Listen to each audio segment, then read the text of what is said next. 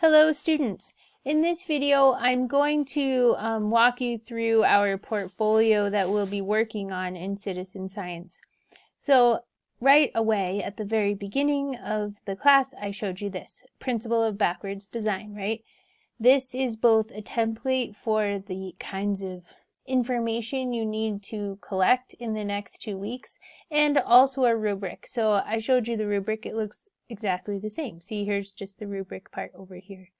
And so as we go through, we are going to basically cover all of these topics via our discussions, and we're going to layer on the scholarly information, but we're going to start thinking about our own prior experience. And so as the class unfolds, this will make a lot of sense, but I want you to hold this with you in class every day and take notes in it, because this is part of our final artifact for the education lab. Now you will be writing 3 essays. I'll talk about those in just a minute, and all the essays follow the same rubric. And so when we think about backwards design, right, we need to identify the learning outcomes, and then we need to design the acceptable evidence, right? And so the acceptable evidence for your portfolio in citizen science in the education lab is 3 essays.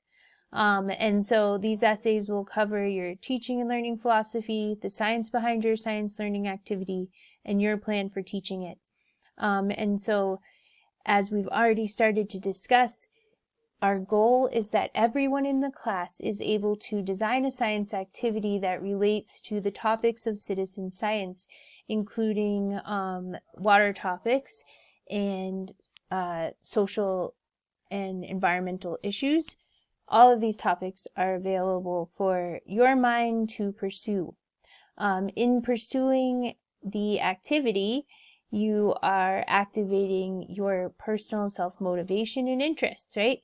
So up here in the learning objectives, you're going to focus on something that interests you, right? In the past, students have written about filtration. They've talked about the polarity of water. They've related that to contamination in water.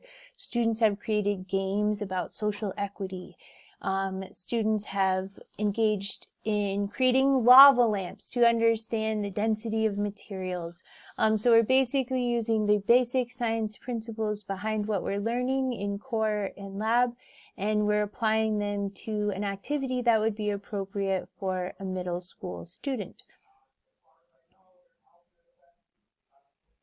So in a normal non-COVID year of citizen science, we would actually see lots of middle school students, because they would come to campus and engage in a field trip that covers allied topics, right? The topics we're covering in citizen science will deliver to the middle school students. But in this year, we won't actually get to see the middle school students. So we will think about authenticating the experience of education in other ways, like with videos, with deep discussions about our own experiences as students, and also looking at scholarly literature, etc. One thing that has become kind of a theme in my mind is this idea that you already are an expert on education. You have lived through the experience of education for more than half your life. Most of you have already been in school for 12 to 14 years already. Okay, so when we start thinking about how we're going to frame this science activity, we are going to start from the heart. We're going to think about what has been done to us as students. We're going to relate that to the scholarly literature we're looking at and the voices we hear in TED Talks and other videos. And we're going to hear our voices, our own voices in our learning community, and assimilate those experiences. And in the teaching philosophy, you're going to describe what you think would be an ideal teaching and learning experience environment. And so it's a 5-paragraph essay, right? The topic sentence 1 and 5 are very similar. They frame it, say what you're going to say it, and then say what you said.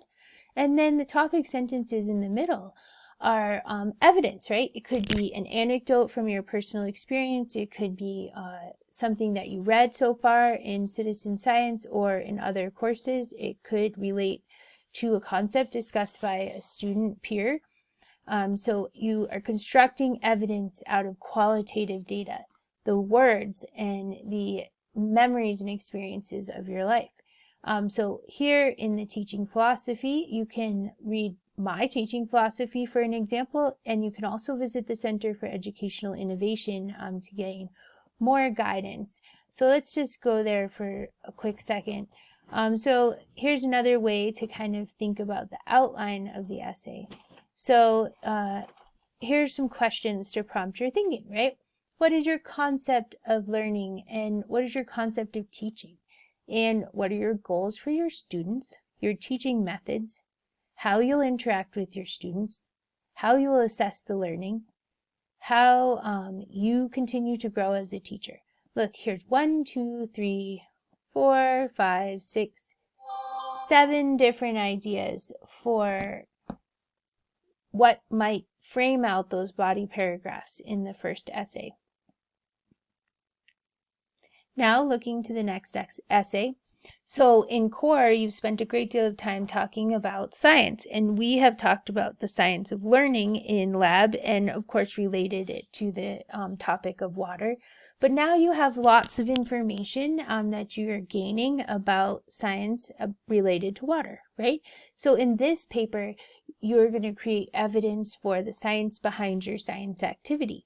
That might look like you describing concepts like bioaccumulation and biomagnification, or density or polarity, or describing what social justice is, or describing how certain policies influence the availability of water.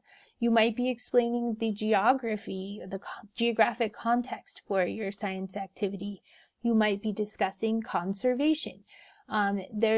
Science is a broad term for a body of knowledge that has been acquired through a scientific process that hopes to eliminate bias and promote objectivity. And so when we think about this, it's not just the hardcore, chemistry and biology. You can describe those bigger frames like conservation and social justice, etc. Now, let's go to the third essay. In the final essay, we're going to go back to writing about what's in your heart, right? So you're going to close your eyes. I think this is best done as a free write, or even using like voice to text with your devices. Tell us the story of how your activity will play out. Where are you? Who's there? How are they behaving? What kinds of manipulatives are there? Are you outside? Are you inside? How are you going to command the students, focus their minds? How is the activity going to unfold? How are you going to check their knowledge as you move through the activity? And in this free write, therefore, there are no citations required. This is the story of your lesson. Then, as we move through our time together, we will go into a period of peer review. So this whole thing, it needs to be accomplished by the end of citizen science. But notice I've set out these deadlines ahead of time to maximize your success. So by Wednesday, I really hope that everyone has a draft, right? You have an actual draft of these 3 essays so that you can have a peer review with your peers, and also so I can provide you with my reviewing comments in a timely fashion. So Wednesday is kind of like the stick in the mud day. That's the day when you need to have at least something to share so that you can gain feedback. And then on Thursday and Friday, we will start to share back to each other. We'll present our activities and we will say farewell. And it will feel amazing that we have already accomplished so much. So by Wednesday, hopefully the bones of the writing are already on paper. And then by Thursday, your portfolio should be complete. It should be looking professional and finalized.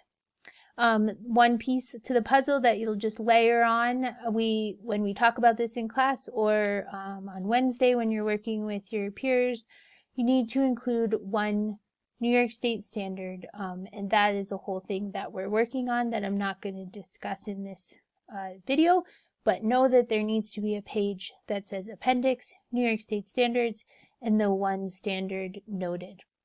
And so then on Thursday and Friday, we will communicate the science. We will have achieved the full scientific process by communicating, providing observations for the next cycle of the scientific process. We do hope to communicate our work also to the middle schools and the students that we normally work with. Also know that the Center for Civic Engagement is a place where you can both work and you can put your science activity to work in future iterations of citizen science and other community science activities run by the CCE. And finally, I'll put in a plug. Next year, you can be a teaching fellow for the citizen science program. So that's another way that we can take this experience beyond our limited time together.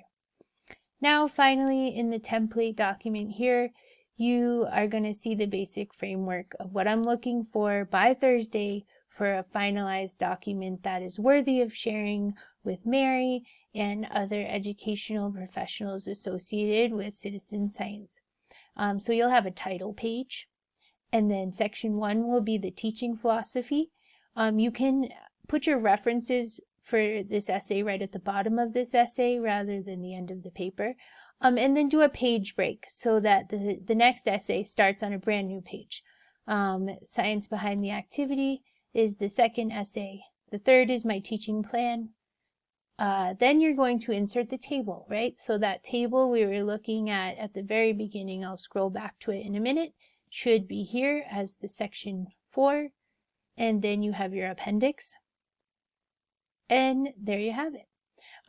So I wish you the best, and I hope that this clarifies what's going on. I know I've said this many times in class, but it's hard to focus on all the details. You can watch this video as many times as you need to get some more guidance on what the expectation is.